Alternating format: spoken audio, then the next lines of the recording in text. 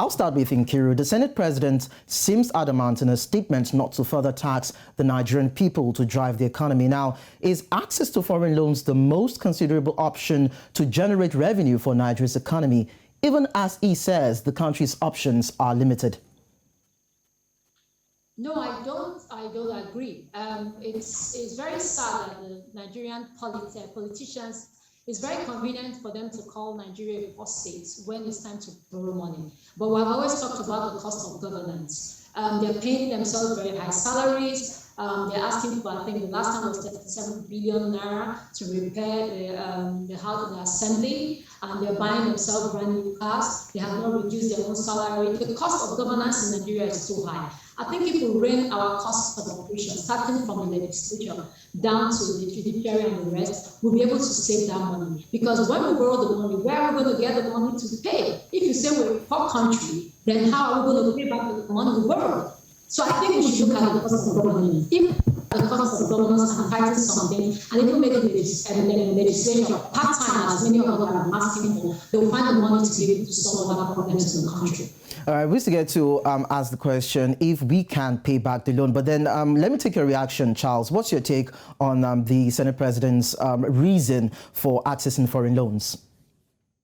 While I agree with him on one of the points he made, which is to say that we are very poor. We are poor. I will add the word very. Nigeria is actually very poor in terms of the actual revenue that we put on the table every year.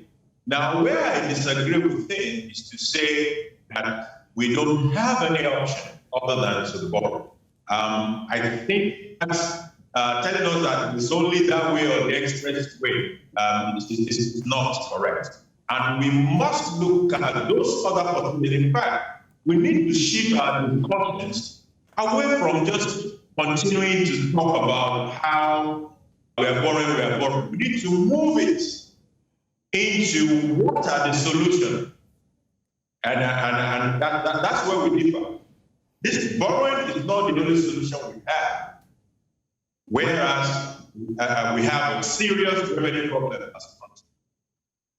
All right, but then one of the reasons for the borrowing has to do with infrastructural development. Now, Charles, are you actually convinced that this is a primary driver for reasons when you talk about infrastructural development?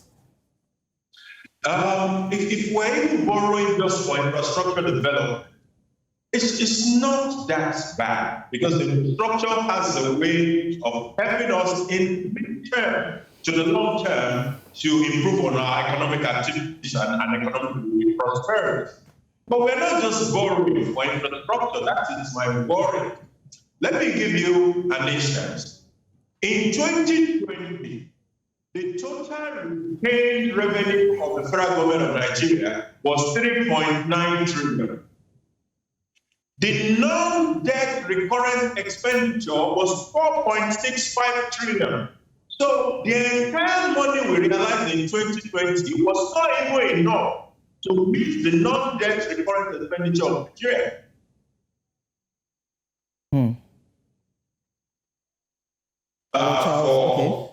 Okay. Yeah, go ahead. Just wrap it up. Go ahead. Okay.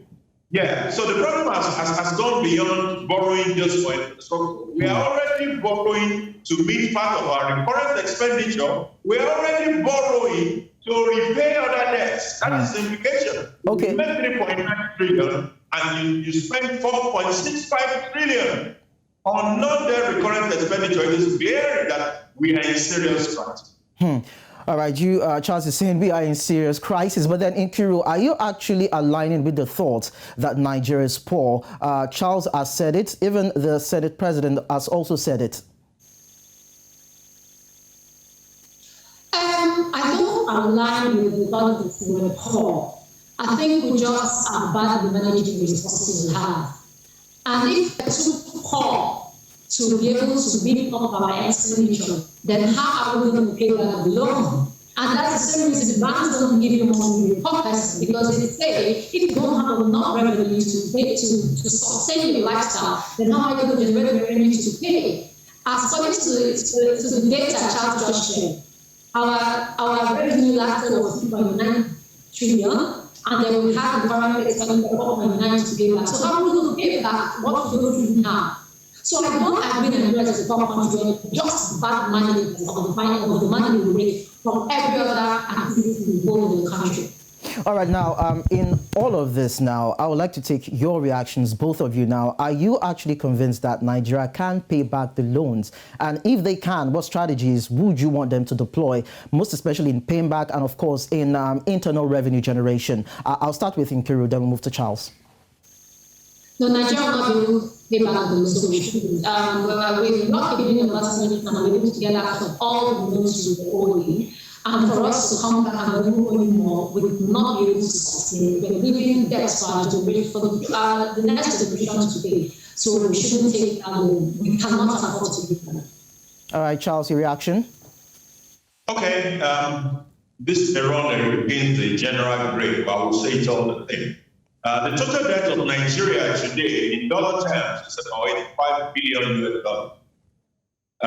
But if you go to South Africa down the road, the debt is 254 billion. That's about 3 times the size of the debt of Nigeria. But you know, South Africa will not panic. Why would they not panic? Because South Africa's annual budget is actually about 4 times that of Nigeria. So when people say we are not poor, and the VAT income, just the VAT income alone from South Africa is bigger than our entire budget.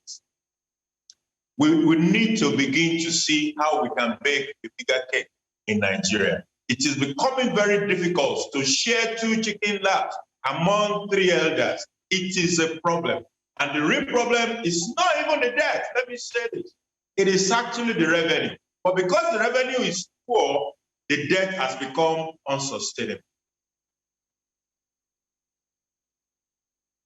Regarded as the largest economy in Africa, in the African continent, but then so much conversations will still be generated as regards this. And of course, we get to find out what Nigeria can do to see that they're able to meet up with different challenges they're faced with in terms of financing the government. Thank you so much, Nkiru Parike, the CEO of Enviro Grow Farms Limited, and of course, Charles Olojede, who is the Executive Director, DME Advisory and Management Services Limited. Thank you so much for joining us on the news.